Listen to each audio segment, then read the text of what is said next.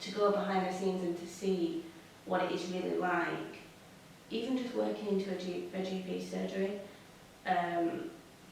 not just at a time like this, but just in general, has really given me more of an appreciation of how much hard work, dedication and effort really goes into keeping the world running from a medical perspective. My family life, so my family's back in Birmingham and my partner's is back in Norfolk, so we couldn't see them. But to be honest, in a way, it took some pressure off us because my father-in-law is ill with dementia, so we couldn't visit him, and I would say that's hit us the hardest. But in terms of the constant pressure to visit both of our families all the time, far away, in our spare time, we both, well, my partner works shifts, it was kind of a blessing in disguise for that, so we really enjoyed, we only got married last year, so really enjoyed just having time to ourselves and doing things we enjoyed, and you know, none of those phone calls going, when are you going to come and visit? We could just strip things back to being simple. Now, I'm not going to say it's going to be the same going into a second COVID, because you know, it was a luxury first, and now it's like, all right, I've seen you enough now. And within the practice, I suppose you don't see people as much because we try and not spend time in each other's rooms and sharing things in the practice. Personally, I suppose the weekends have changed.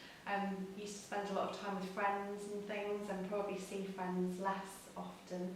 And I've got much better at homeschooling as well.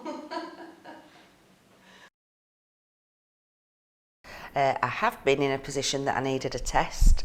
I struggled, but I just kept going online and refreshing and refreshing. They did want me to travel 50 miles and I said no. But then when I went online, about 2 hours later, they'd put some more appointments on and I got one 10 mile away from where I live. The experience was awful because it's not nice having a swab. And they lost my results, so then I had to go back and have another swab, which was just as awful as the first one. The other thing that impacted on work, because I couldn't come back to work until we got the results, and instead of being off work 48 hours, I was off work for a whole week. I think it depends. I think we're going to be moving towards a new normal, aren't we? I think in so many things, actually I think people have realised that telephone consultations can be a really effective means of communication, and the idea of having big groups of patients sitting in waiting rooms, coughing on each other and giving each other all sorts of illnesses, not just COVID, for me that's really not a very appealing option. So I think that normal in the future is going to be different to what was normal before COVID. I don't see it going back to normal. As I said before, I think that people quite like it as it is, but I'm still worried that it disadvantages a big portion of our population. So there's a lot of housebound patients that we're not visiting.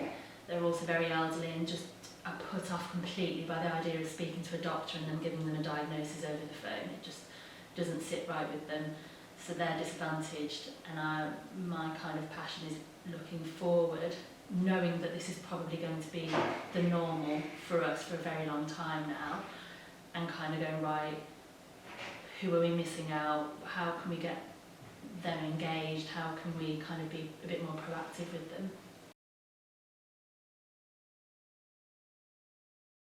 It was really nice, really sweet.